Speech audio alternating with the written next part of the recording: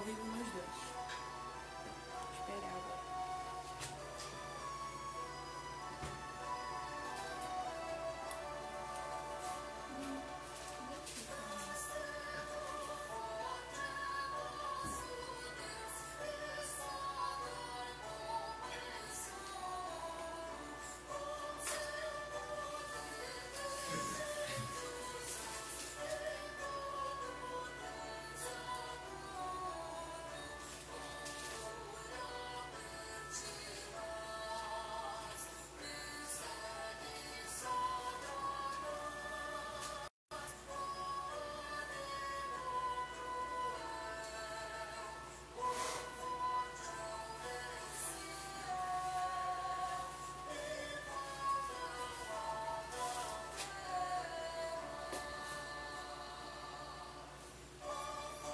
Pode começar.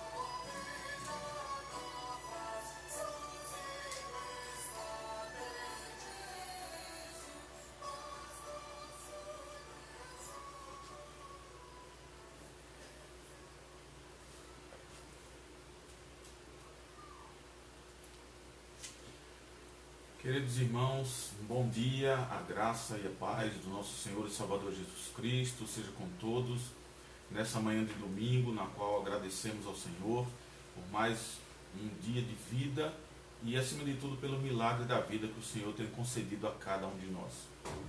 Desejo de todo o meu coração que sejamos grandemente abençoados pela palavra do Senhor esta manhã, assim como toda a igreja do Senhor espalhada sobre a face da terra. Queridos irmãos, vamos iniciar esse momento da nossa devocional essa manhã, saudosamente, como se fosse a nossa escola dominical na igreja, lá no templo, onde estamos com deveras saudades, mas por enquanto estamos resumindo o nosso tempo a estarmos orando e meditando na palavra do Senhor. Mas em breve, se Deus assim permitir, estaremos juntos novamente para adorar o Senhor em corpo, todos próximos uns dos outros, mesmo com todas as medidas sendo recomendadas, mas pelo menos nos vendo, estando juntos, os amados irmãos, para a glória de Cristo. Portanto, vamos iniciar esse momento orando ao Senhor, vamos orar, curve a sua fronte e nos acompanhe na oração para a glória de Cristo. Ó Deus querido e Pai Todo-Poderoso, nós te agradecemos pela tua graça e misericórdia. Te agradecemos por mais um dia de vida na tua presença, te louvamos na beleza da tua santidade, te agradecemos pelo milagre da vida, porque essa manhã abrimos os nossos olhos, podemos contemplar as maravilhas da tua criação, da tua natureza. Ó Deus, obrigado pela nossa saúde, obrigado por todo o tempo da nossa vida, em várias circunstâncias, aqui na caminhada cristã nessa terra. Ó Deus, abençoa o teu povo, a tua igreja, a todos aqueles que nos escutam nesse momento, que estão nos acompanhando, estão junto conosco para adorar, louvar e ouvir a tua palavra. Ser propício também, Senhor, àqueles que não podem estar conosco, conectados por meio dessas redes sociais. Ó Deus, os abençoa também grandemente os nossos irmãos e irmãs que fazem parte da nossa igreja presbiteriana em Jardim São Paulo e de outras igrejas. Há amigos, ó Deus, que ouvem e buscam ouvir a palavra do Senhor por meio das Escrituras. Pai, os abençoa, os guarda, os livra do mal.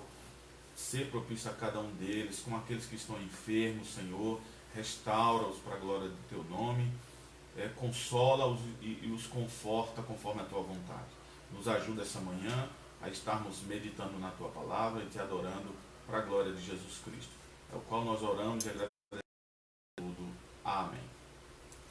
Eu quero, por favor, que você, antes de louvarmos ao Senhor, eu quero fazer uma leitura no texto da palavra de Deus, lá no capítulo 24, a partir do versículo 32 ao 44, acerca da parábola da figueira, quanto à exortação à vigilância que é feita nesse texto.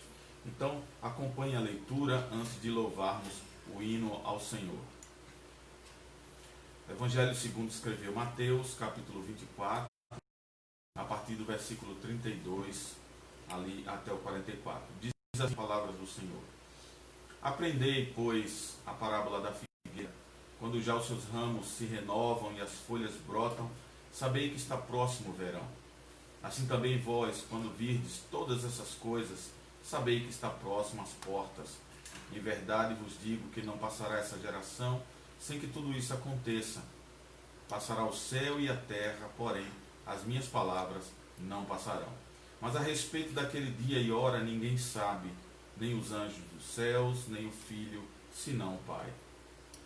Pois assim como foi nos dias de Noé, também será a vinda do Filho do Homem.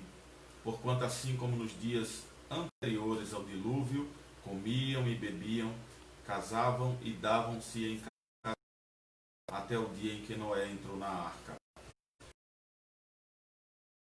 Quando veio o dilúvio que os levou a todos, assim também será a vinda do Filho do Homem. Então 2 estarão no campo e um será tomado e deixado o outro. 2 estarão trabalhando no moinho, uma será tomada e deixada a outra. Portanto, vigiai, porque não sabeis em que dia vem o Senhor. Mas considerai isto: se o pai de família soubesse a hora, vigiaria e não deixaria que fosse arrombada a sua casa. Por isso, ficai também vós apercebidos, porque a hora vem em que o Filho do Homem virá. Amém. Nós agradecemos ao Senhor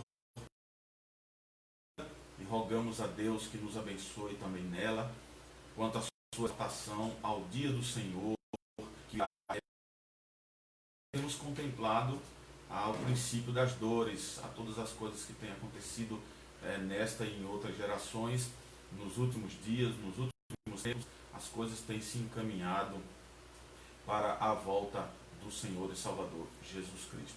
Que a igreja esteja atenta a isso, que eu e você possamos estar atentos a esses detalhes importantes que nos fala na sua palavra. Vamos louvar ao Senhor. Eu convido você para estar abrindo o seu inário, lá no hino de número 10, a criação e seu Criador. Abra o seu inário, lá no hino de número 10, onde nós temos como título do nosso novo cântico para louvarmos ao Senhor, a criação e o seu Criador. Hino de número 10, louvemos ao Senhor nosso Deus.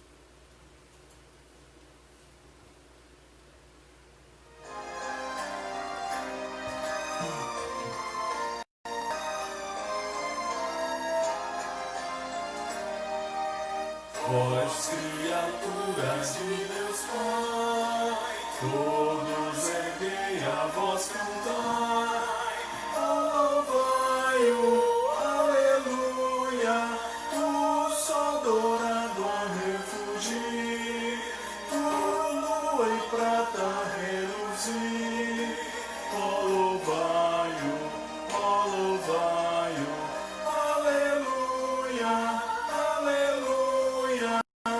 Aleluia, ó boa terra que nos dás, infinitas bênçãos canta já, ó louvai-o, aleluia, frutos e flores juntos dai, a glória a Deus, Senhor e Pai, ó louvai-o, ó louvai-o.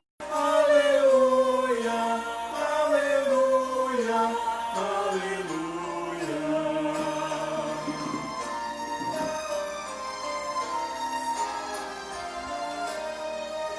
Vós, homens sábios e de bem, a todos proclamai também. Louvai-o, aleluia, louvor ao Filho, glória ao Pai, e ao Santo Espírito louvai, louvai-o, louvai-o, aleluia, aleluia, aleluia.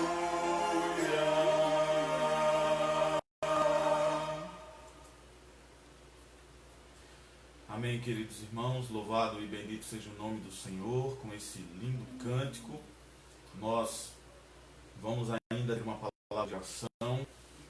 Nós vamos rogar ao Senhor pela sua graça sobre a nossa vida, pedir perdão ao Senhor pelos nossos erros, pelas nossas falhas, e dentro desta oração eu estarei aqui acrescentando já o momento em que antecede a mensagem da palavra de Deus na qual nós vamos meditar hoje. Vamos orar. Curva a sua cabeça. Ó Deus, querido e Pai Todo-Poderoso, nós mais uma vez estamos aqui rogando ao Senhor, clamando a Deus, suplicando a Ti pela Tua misericórdia sobre a nossa vida, pela Tua graça sobre nós, sobre a Tua igreja.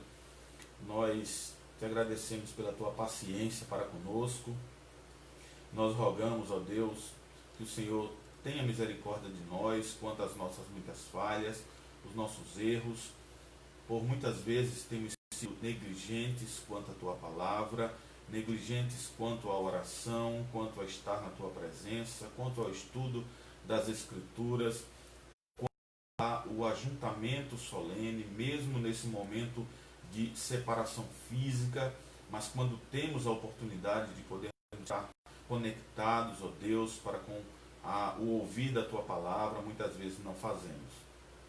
Tem misericórdia de nós, Senhor, quando deixamos de fazer o bem.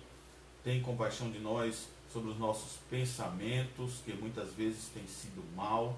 Ó Deus, a nossa boca, quando ela não abençoou, quando ela não foi para edificação. Ó Deus, contempla os nossos olhos e ouvidos, quando não tem eles se voltado para a Tua palavra, para estar em obediência à Tua vontade quanto à nossa caminhada cristã. Ser propício ao Teu povo, ó Deus, tem misericórdia de nós, nos perdoa. Nós Te pedimos essas ricas bênçãos de misericórdia, assim como a paz do Teu perdão sobre nós, Jesus Cristo. Te pedimos também que o Senhor nos ilumine, nos oriente, nos direcione na Tua palavra, que possamos tirar preciosos aprendizados da Tua palavra, para podermos colocar em prática e sermos fiéis mordomos, Senhor, do Teu reino. Em nome de Jesus, nós choramos agradecidos por tudo. Amém. Queridos irmãos, eu convido a todos que possam estar abrindo a sua Bíblia no livro de Atos, capítulo 2, e acompanhem, por favor, a leitura até o versículo 13. Atos, capítulo 2,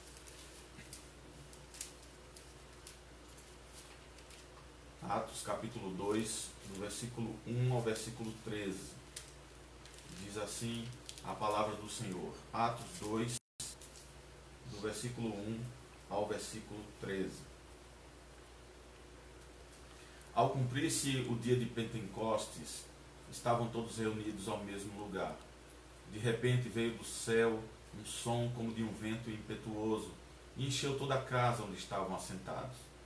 E apareceram distribuídas entre eles línguas como de fogo, e pousou uma sobre cada um deles. Todos ficaram cheios do Espírito Santo e passaram a falar em outras línguas, segundo concedia que falassem. Ora, estavam habitando em Jerusalém judeus, homens piedosos, vindo de todas as nações debaixo do céu. Quando, pois, se fez ouvir aquela voz, afluiu a multidão, que se possuiu de perplexidade, porquanto cada um os ouvia falar na sua própria língua.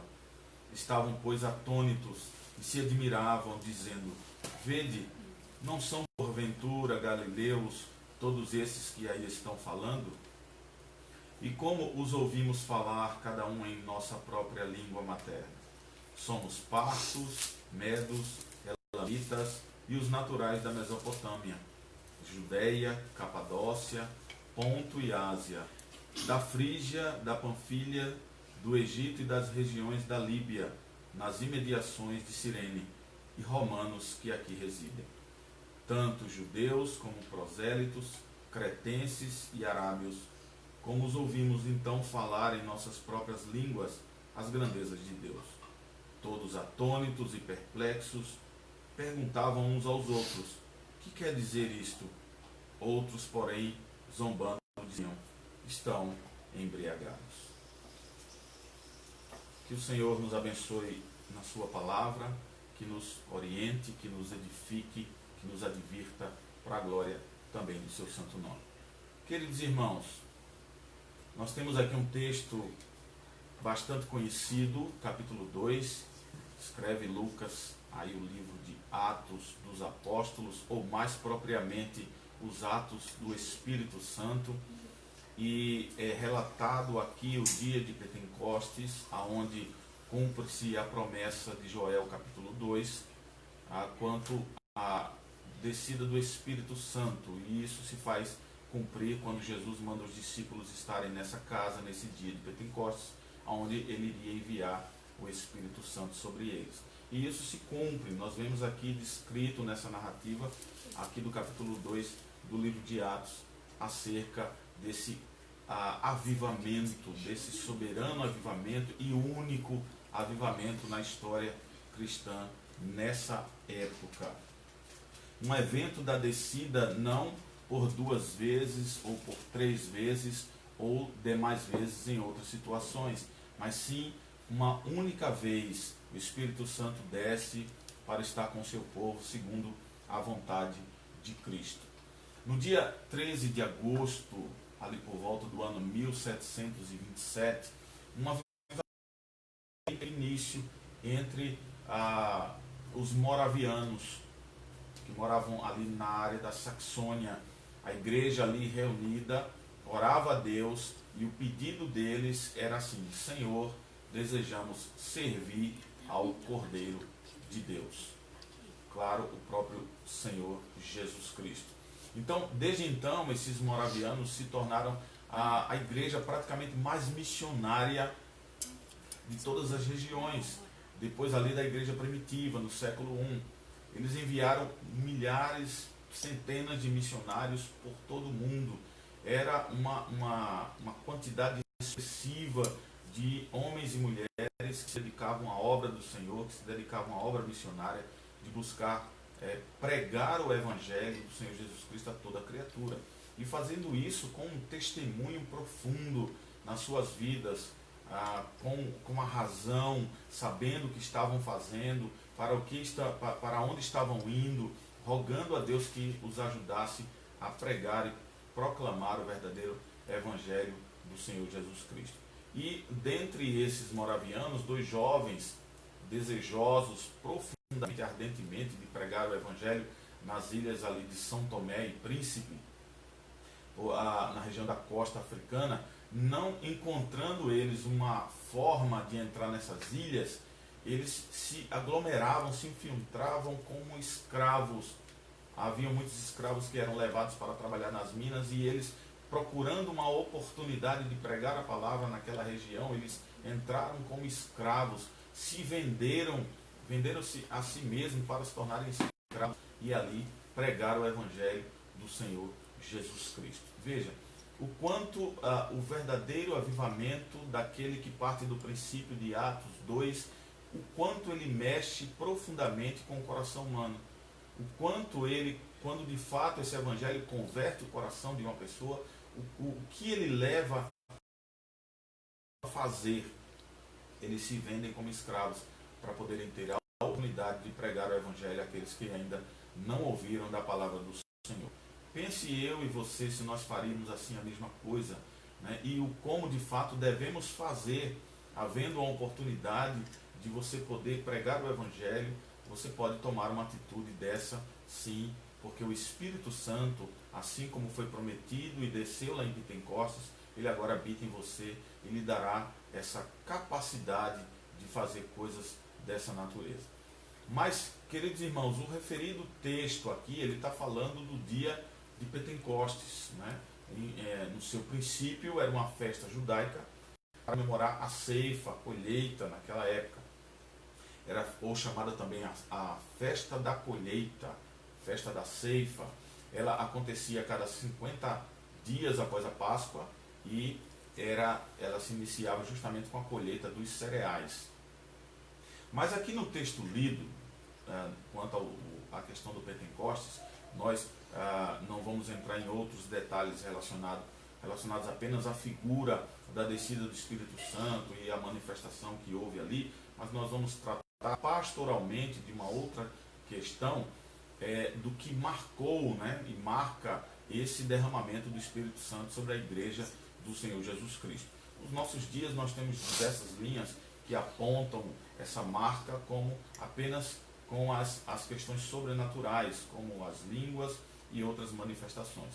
Mas esse acontecimento é extremamente significativo para a igreja, para mim e para você, não apenas no sentido do que houve sobrenatural naquela época, mas sim do que ela pode transformar a vida do ser humano hoje e como pode conduzir racionalmente o crente, o cristão, seja ele homem ou mulher, nessa caminhada cristã de uma maneira pura e simples, né? Sem buscar glórias para si, mas sim fazendo aquilo que é a vontade de Deus. Então esse acontecimento é importante e tem um extremo significado para a igreja.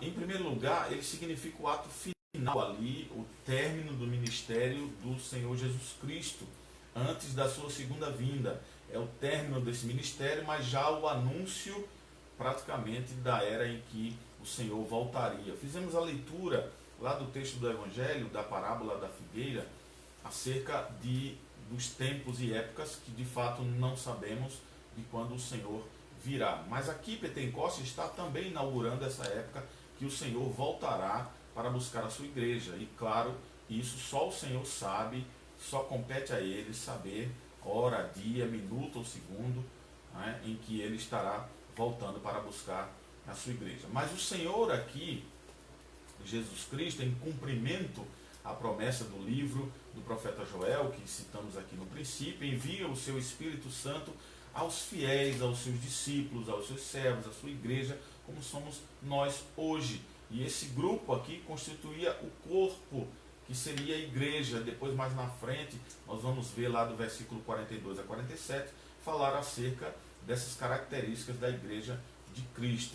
Mas o Senhor envia o seu Espírito Santo a esses discípulos para que eles constituam aí agora o corpo do Senhor e aperfeiçoem neles aquilo que Cristo conquistou na cruz do Calvário. E é nesse sentido que o Pentecostes não pode ser repetido. Foi algo feito uma única vez. Não se recebe o Espírito Santo 2, 3, 4, 5 vezes.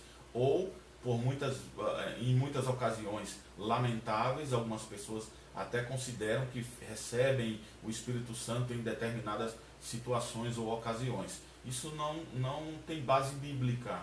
As Escrituras não nos dão base para entendermos assim, não é? Mas ele desceu uma única vez, foi um ato único na história, a promessa foi única e o Espírito Santo está em nós, permanece em você e na igreja de uma vez por todas. A ação dele é uma outra história, aquilo que ele faz, como ele faz, a quem ele usa, da maneira como ele bem entende, é uma outra situação. Mas o ato em si, nesse sentido que o Senhor Jesus aqui cumpre aquilo que ele prometeu em Atos 2, e que é promessa lá de Joel capítulo 2, ele não pode ser repetido. Então, esse ato significa o término do ministério do Senhor Jesus Cristo terreno aqui, inaugurando já a expectativa e a esperança da sua volta e, claro, também inaugurando a era do Espírito Santo. Aí é onde ele está no meio da igreja, agindo no meio do seu povo, conforme a vontade de Deus. Em segundo lugar, esse ato significa também, claro, como eu falei agora, a inauguração dessa nova era do Espírito. Agora, todo o povo de Deus pode ter os benefícios, a graça e a misericórdia do ministério do Espírito Santo. Nós passamos a ser, conforme Atos 1:8, testemunhas de Cristo. Mesmo que testemunhas secundárias. Por que eu digo secundárias? Porque profetas e apóstolos foram as suas primeiras testemunhas. Eles testemunharam do próprio Cristo em carne, o Deus encarnado. Eles andaram com ele, eles comeram com ele, eles beberam com ele, eles viram seus milagres, eles puderam testemunhar das suas palavras propriamente. E nós não vimos o Senhor, Mas o Senhor Jesus Cristo diz que mais bem-aventurado aqueles que não viram e creram. E nós o cremos assim conforme a palavra de Deus nos orienta, e a plenitude do Espírito Santo, ela também nos orienta, e o quanto ela significa para nós. Então, esse segundo ponto é justamente a inauguração dessa nova era, desse novo período, com a presença do Espírito de Deus orientando a igreja, direcionando a igreja, orientando a vida do cristão nas suas atitudes, nas suas ações, nos seus pensamentos, nas suas palavras, em tudo aquilo que ele deve ser como cidadão do céu, ainda aqui nessa terra.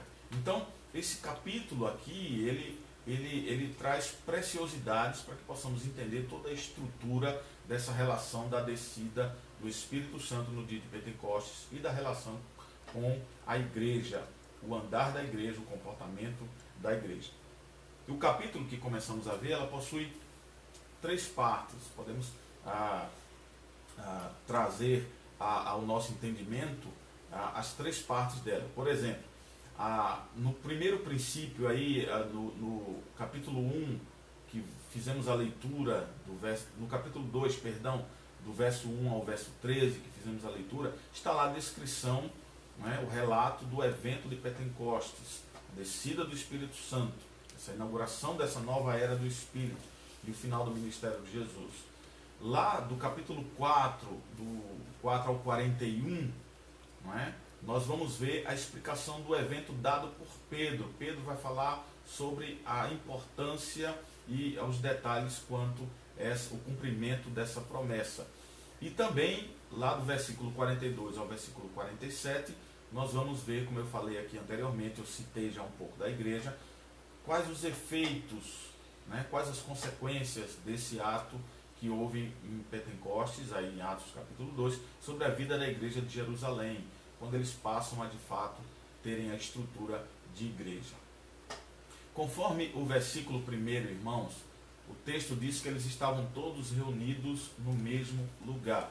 E claro, certamente ali os 120 irmãos que compunham a congregação, esse relato está lá em Atos capítulo 1, vocês vão ver lá do versículo 15 até o versículo 26, mostrando a estrutura do início dessa igreja, quem eram e quantos eram esses irmãos. E ali, enquanto eles estão juntos e reunidos, ocorre um grande fenômeno. A Bíblia relata em detalhes esse fenômeno sobre a descida do Espírito Santo, ele desce sobre eles, e a vinda do Espírito Santo, ela tem um acompanhamento aí de 3 sinais sobrenaturais que nós podemos ver, ver lendo e já imaginar como poderia ter sido. Então é citado lá um som que acontece entre eles, eles escutam. Há uma visão também das línguas que descem sobre eles, e que não era propriamente deles. Essa língua não era deles. Eles vão falar em outras línguas, é o que está lá, no texto do capítulo 2, verso 4. Então, o som não era propriamente, claro, um vento, ele soava como mas não era propriamente um vento. A visão não era fogo, mas lembrava sim o fogo, e as línguas não eram comuns.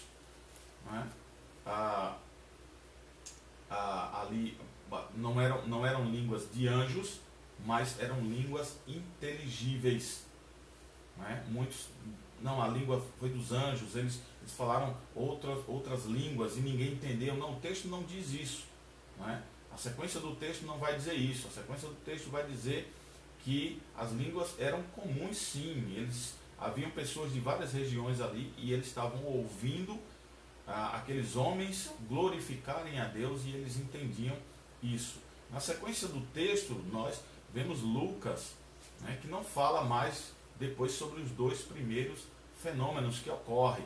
O fenômeno do vento e o fenômeno do fogo, eles não são citados posteriormente. O texto não discorre mais sobre esse texto, mas ele se concentra um pouco mais no terceiro fenômeno, que é justamente o fenômeno das línguas. Então, nós vemos que o relato bíblico, quando olhamos para o texto, ele enfatiza a natureza internacional da multidão que se reuniu ali, como fala do versículo 5, onde há várias nações representadas. Tem os povos ali, os judeus, os piedosos, né? Eles habitavam ali em Jerusalém, mas eles não tinham nascido naquela cidade, por exemplo. Eles já tinham vindo da dispersão e outros estavam ali por ocasião da festa. A Bíblia relata esse texto, mas ela expressa que eles estão vindo de todas as nações. E vindo das nações, claro, nós vemos aqui o texto se referindo ao mundo greco-romano. Ele vai falar que havia romanos também ali, né? Eles estavam ao redor daquela região do Mediterrâneo e vinham de várias nações. E ali haviam judeus, como é descrito lá nos versos 6 a 11. Era uma multidão que podemos chamar e expressar como internacional, porque reúne em torno de 120 crentes, propriamente os discípulos do Senhor, né? E a expressão deles é como ouvimos falar em nossas próprias línguas. E o que é que ouvimos falar? As grandezas de Deus. Está lá descrito no verso 11. Eles perguntavam uns aos outros, cada um na sua própria língua materna, nós estamos entendendo o que ele está dizendo. Está lá no verso 8. Cada um na sua própria língua materna. Como eles falam aquilo que pertence a mim. Eu moro em determinada região, eu falo um determinado idioma, e esse homem, ele não conhece a minha língua materna. Ele nunca foi lá, ele nunca andou naquela região, e como é que ele sabe falar aquilo que eu falo? Então, o acontecimento que ocorre aí em Atos 2 mostra uma habilidade sobrenatural para falar línguas reconhecíveis, não línguas que não se conhecem, não línguas de anjos ou línguas sobrenaturais, mas Deus se revela de uma maneira inteligível, de uma maneira em que eles podem ouvir e podem compreender aquilo que se estava falando. O texto mostra ali que o conteúdo que eles falavam eram sobre as grandezas de Deus. Veja, não há dificuldade nesse texto. Quando lemos esse texto de Atos 2, nós vemos que não há línguas estrangeiras, no sentido fora deste mundo, mas sim línguas em que outros povos compreendiam, porque eram faladas ali as línguas maternas, daqueles que foram até a festa de Pentecostes. Então, a multidão ali, ouvindo essas grandezas de Deus, ficam admiradas, ficam atônitas, ficam perplexas, como diz o texto, porque eles ouviram falar em suas próprias línguas. E passam a se perguntar, lá no verso 12, o que quer dizer isso? O que está acontecendo? Conseguem falar no nosso idioma? Nós estamos aqui compreendendo o que eles estão dizendo. E outros, de maneira mais irônica, chegavam a dizer que eles estavam embriagados. É o final, justamente, o versículo 13, no qual terminamos a leitura do capítulo 2. Queridos irmãos, o que podemos trazer de lições práticas e importantes para a nossa vida com relação a esse texto? Em primeiro lugar, o Espírito Santo, ele capacita a Igreja de Cristo para um testemunho. O Espírito Santo é aquela pessoa que impulsiona a igreja, que coloca a igreja avante a testemunhar as grandezas de Deus, que foi o que ocorreu enquanto os discípulos falavam em outras línguas, mas as línguas eram inteligíveis, porque eram línguas maternas de outros povos, mas eles declaravam as grandezas de Deus ali. Era como lembrar dos moravianos que saem da sua terra falando o idioma deles e vão para outra região buscar aprender a falar, e certamente eu creio nisso, que Deus dá a capacidade para que eles desenvolvam rapidamente e possam aprender a falar em outros idiomas, e com isso poderem testemunhar da graça de Deus. Eu me lembro com muita alegria, com base nesse texto, do que o reverendo Ronaldo Lidório, o nosso missionário da Igreja Presbiteriana do Brasil, que passou muitos anos em Gana, no começo do seu ministério, ali no norte da África, e eu pude ter o privilégio de poder acompanhar num dos eventos que houve aqui em Recife, lá no Colégio Agnes, onde ele nos deu um estudo, estava dando umas palestras, e a prova grande do quanto a capacidade de fato de Deus fazer com que seu Espírito Santo use a igreja nesse sentido, não apenas de um sobrenatural que ninguém entenda, mas do sobrenatural que se entenda. Quando Ronaldo Lidório contou na época que ele estava para traduzir o Novo Testamento para a língua concomba. Era justamente a região desses índios, dessas tribos que se chamavam os concombas. Ele começou a traduzir o Novo Testamento para aquele dialeto. Mas como fazer isso sem uma ação de fato da parte de Deus? Sim, claro, Deus o capacitou, deu inteligência, deu sagacidade para que ele pudesse traduzir um idioma difícil de ser falado, incompreensível. Ele teve que organizar o alfabeto daquele idioma para poder transformar aquela língua materna da qual ele não fazia ideia em Novo Testamento, para que o povo lesse a palavra de Deus. Eis aí o exemplo claro de uma ação sobrenatural de Deus, sem precisar ser algo caído do céu. Alguém que se ache tomado no espírito para que fale um outro idioma. Não é isso. De fato está aqui a ação sobrenatural do Espírito Santo, como ele quer fazer. Ele dá a capacidade. Eu lembro-me que foi bem interessante quando perguntamos a ele: reverendo, qual foi a técnica, qual foi a estratégia que o senhor usou para poder traduzir o Novo Testamento para essa língua tão complicada? Ele disse: eu usei o sistema BIC. E esse sistema BIC, alguns na época, como rapidamente escutamos da parte dele, ficamos assim: sistema BIC, o que seria o sistema BIC? BIC é a caneta BIC, não é? A marca da caneta BIC.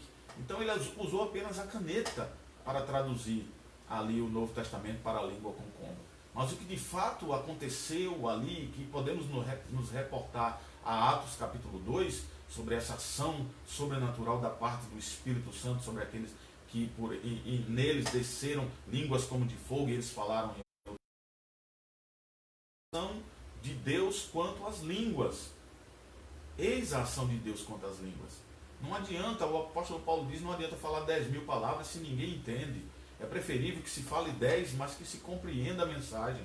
Então, como eu gostaria de poder ter essa capacidade recebida da parte de Deus, de poder traduzir o Novo ou o Antigo Testamento para uma língua, um dialeto completamente complexo, talvez até sem idioma, falado apenas dentro de um grupo.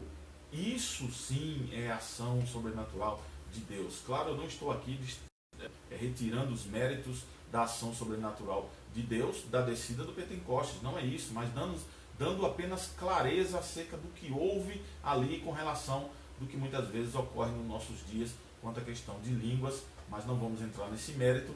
Mas estamos usando esse exemplo aqui para mostrar o quanto o Espírito Santo faz para que a sua igreja testemunhe do Evangelho de Cristo, mostrando as grandezas de Deus, e mostrando as grandezas de Deus de uma forma inteligível. Não adianta eu sair daqui e chegar num outro país para ser missionário, falar um idioma completamente diferente, ou falar, vamos dizer, a língua de anjos, aonde fica todo mundo olhando para mim e não fazendo ideia do que está acontecendo. Mas sim, gostaria de sair, chegar lá e poder traduzir a Bíblia para o idioma materno daquele povo, tendo a ajuda do Espírito Santo para isso. E isso foi o que aconteceu com o reverendo Ronaldo Lidório. Ele recebe essa capacidade, essa graça da parte de Deus de ter essa facilidade de poder compreender ali no que fazer para poder transformar, traduzir, na verdade, o Novo Testamento para um dialeto tão complicado. Então, o Espírito Santo impulsiona a igreja a testemunhar das grandezas de Deus. Isso é o que ele faz. A igreja precisa, não só se revestir do Espírito Santo para testemunhar sobre Cristo, mas precisa testemunhar de Cristo em todo lugar. E o primeiro testemunho da igreja, quando olhamos aqui para o texto, ele foi transcultural, ele foi entre as nações, foi feito em línguas gentílicas, para judeus que estavam dispersos em países completamente distantes, e entre povos não alcançados, pessoas que nunca tinham ouvido falar de Deus naquela época. Então, isso é o que precisamos para os nossos dias. Esse é o tipo de avivamento, e claro, eu não estou aqui determinando que avivamento devemos ter, qual avivamento devemos ter, porque isso depende de Deus, da vontade de Deus, não da minha vontade, mas da vontade de Cristo, da vontade do Espírito Santo. Mas certamente o grande e profundo avivamento na história, assim como tivemos lá no século XVI com a reforma, não foi apenas a questão doutrinária, não foi a mudança da teologia, não foi a busca pelo voltar apenas à palavra de Deus no seu puro e simples evangelho, mas houve uma reforma, houve um avivamento profundo na alma do ser humano, na mudança de comportamento, na mudança de mente, assim como Paulo nos orienta a renovarmos, a termos essa mente renovada pela graça do Senhor e Salvador Jesus Cristo. Então, a essência desse desejo máximo que temos e que devemos ter em todo o tempo, quanto a um avivamento para a nossa igreja hoje, principalmente em um período desse de pandemia, é de uma mudança interna, de uma mudança racional, é de uma mudança de alma, de coração, de atitude, de ação, de vida de fato cristã, autêntica. Porque temos visto tanta falta de autenticidade na vida cristã nos nossos dias que não é fácil. Temos visto e ouvido problemas, escândalos, desvios de comportamento, desvios de testemunho que tem afligido a igreja e tem trazido tristeza ao Espírito Santo de Deus. Por isso nós precisamos, lendo esse texto de Atos, irmãos, entender e perceber a necessidade urgente do Espírito Santo revestir a igreja para o testemunho. E claro, ele fez isso em Atos 1:8, mas o quanto hoje nós precisamos dessa renovação, não de um outro ato de descida, porque ali foi único, mas precisamos estar sempre ali nos alimentando dessas verdades para podermos tomar as atitudes corretas. E o quanto, claro, que a igreja precisa testemunhar isso em todo o lugar. Eu quero concluir aqui, queridos irmãos, vendo nesse texto, e ele nos parece bastante claro, que desde o início da vida da igreja, ela é e foi de fato revestida. Estamos revestidos. Buscamos esse revestimento na palavra do Senhor, na presença do Senhor, em oração, na busca de estarmos contritos e compungidos diante da presença do Senhor. Não devemos buscar esse revestimento em instituições, não devemos buscar esse revestimento em supostas pessoas que se dizem aí super crentes, gente com paletó passando de um lado para o outro, derrubando gente, jogando que se diz que é do Espírito.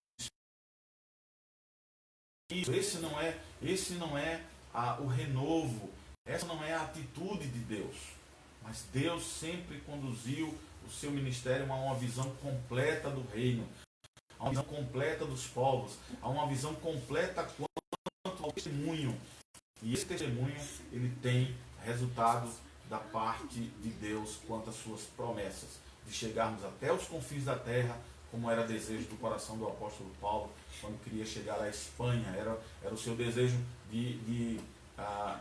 naquele período, era o seu desejo dos confins da terra para o apóstolo Paulo. Geograficamente era chegar até a Espanha, do qual ele não chegou, ele morre em Roma, mas era o desejo de um homem que foi revestido pela graça de Deus e que tinha o Espírito de Deus habitando no seu coração, na sua alma, e que Deus o usou de uma maneira extraordinária. Veja, não trazendo sobre ele apenas coisas sobrenaturais, não é?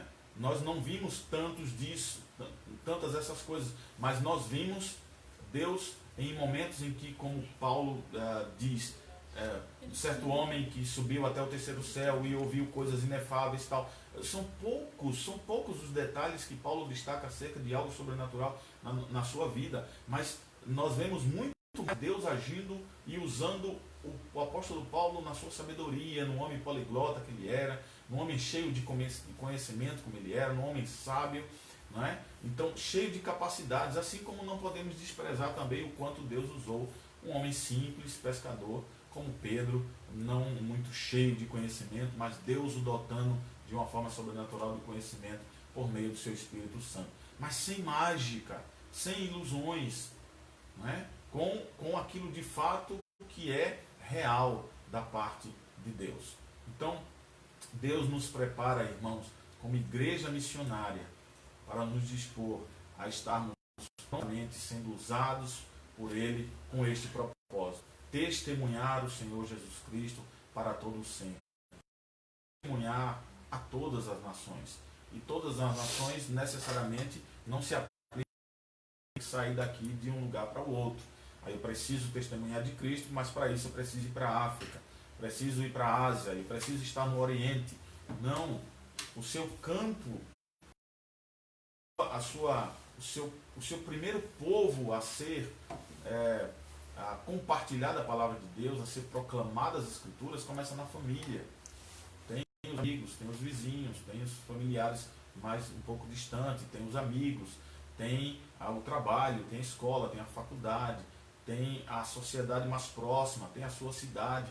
Então Deus usa da maneira como Ele quer a sua igreja, e você vai testemunhando de onde você está, sem o sobrenatural. Se Deus quer fazer, se Deus quer usar, Ele faz. Ele não há dúvida de que Ele faz da maneira como Ele quer, e Ele tem poder para isso. Mas a Bíblia nos relata do quanto Deus usou esse homem na sua responsabilidade daquilo do que o homem possa vir a fazer errado. Ele vai pagar por isso, mas Deus tem usado os meios humanos, porque só o impossível é para Deus. Mas o que nós podemos fazer e como podemos fazer, Ele nos usando, fazendo da maneira como Ele quer, nós vamos fazer.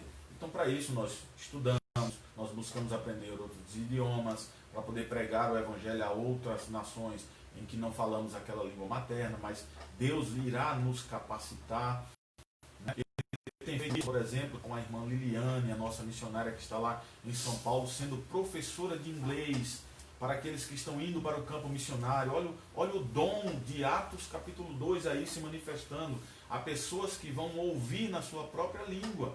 Ela vai ensinar, Deus a capacitou a aprender inglês de uma maneira rápida, de uma maneira eficaz, de uma maneira que ela possa transmitir isso e ser usada pelo Espírito Santo para poder levar o Evangelho a outros lugares. Não necessariamente ela vai dormir e pede: Senhor, coloca todo o inglês na minha cabeça com uma ação sobrenatural, que a noite eu vejo uma língua de fogo descendo sobre mim, e aí no outro dia ela já está falando. Não é por aí. E não é isso que acontece aqui em Atos 2. Não é? Deus trata nos trâmites, Deus vai fazendo passo a passo, a promessa, a descida, o ato, e aí esse ato leva a algo que é testemunhado por várias nações. Ninguém chegou ali dizendo o que é que eles estão falando. Né? A expressão que há no versículo 13 sobre eles estarem embriagados é porque eles estavam atônitos, aqueles que estavam ouvindo, aqueles homens que não falavam a sua língua materna, falando agora, eles ficaram tão atônitos que dizem: esse pessoal deve estar completamente assim, desnorteado, e não estão falando coisa por coisa. Mas de fato, eu estou entendendo o que eles estão dizendo, eles estão glorificando a Deus, e eu estou vendo isso. Então, essa ação de Deus, ela é de Deus, ela é feita conforme a vontade de Deus, no tempo que Ele quer, da maneira como Ele quer, e compete a nós estarmos sempre prontos a estarmos disponíveis ao Senhor. Senhor, eis-me aqui, envia-me a mim, ajuda-me, me orienta, me ensina, me capacita, e eu vou buscar conforme a tua santa e bendita vontade. Queridos irmãos, que Deus nos abençoe na sua palavra, aqui nesse texto de Atos capítulo 2, a sermos cada vez mais encorajados, a sabermos que somos uma igreja revestida da graça e da misericórdia de Deus, a testemunhar o Evangelho de Cristo a toda criatura. E fazemos isso como testemunhas mártires, assim como os moravianos que se entregaram como escravos para pregar o Evangelho num período de avivamento tão importante para a vida da igreja, pós a igreja primitiva. Nós possamos fazer isso hoje para a glória e para a glória de Cristo e do Senhor nosso Deus soberano, Criador do céu e da terra. Amém. Nós vamos orar agradecendo a Deus nesse momento pela sua graça e misericórdia. Eu já convido antecipadamente você a estar conosco às 19 horas à noite, para louvarmos, adorarmos, engrandecermos o nome do Senhor no culto de adoração que faremos conforme a sua vontade, porque hoje é domingo, Hoje é o dia do ajuntamento solene, hoje é o dia do Senhor e precisamos estar na sua presença para a glória de Cristo. Vamos orar.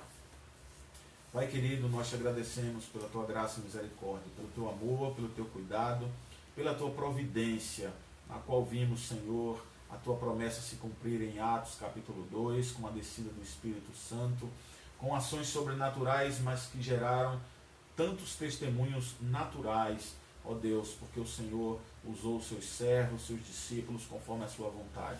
Porque aquilo que é possível fazer, Deus comanda o homem para isso. Mas naquilo que é impossível, o Senhor toma conta e usa da sua soberania e poder para resolver todas as questões. Alimenta a tua igreja, Senhor, com a tua palavra. Nos ajuda a estudarmos a tua palavra, a aprendermos dela, a usarmos a razão conforme ela nos orienta, para que tenhamos um culto racional prestado ao Senhor. Claro, nós temos os nossos sentimentos e emoções, somos dotados disso e o Senhor sabe, e nós expressamos isso nos momentos também de louvores, de oração e de vida consagrada ao Senhor. Mas precisamos estar convictos do que estamos fazendo e de que não podemos fazer nada contrário à vontade de Deus, contrário aos seus mandamentos, ou muito menos contrário à vontade do seu Espírito Santo. Abençoa o teu povo, todos aqueles que têm nos acompanhado, Pai, em nome de Jesus. Nos dá um dia de paz, segurança, de graça, de conforto e consolo. Abençoando desde já o nosso alimento e nos dando uma tarde tranquila, Senhor, para podermos voltar aqui a estar a te adorar e louvar o teu santo nome. É o que nós oramos, agradecidos por tudo, em nome de Jesus. Amém. Que Deus abençoe a todos, meus irmãos. Uma boa tarde.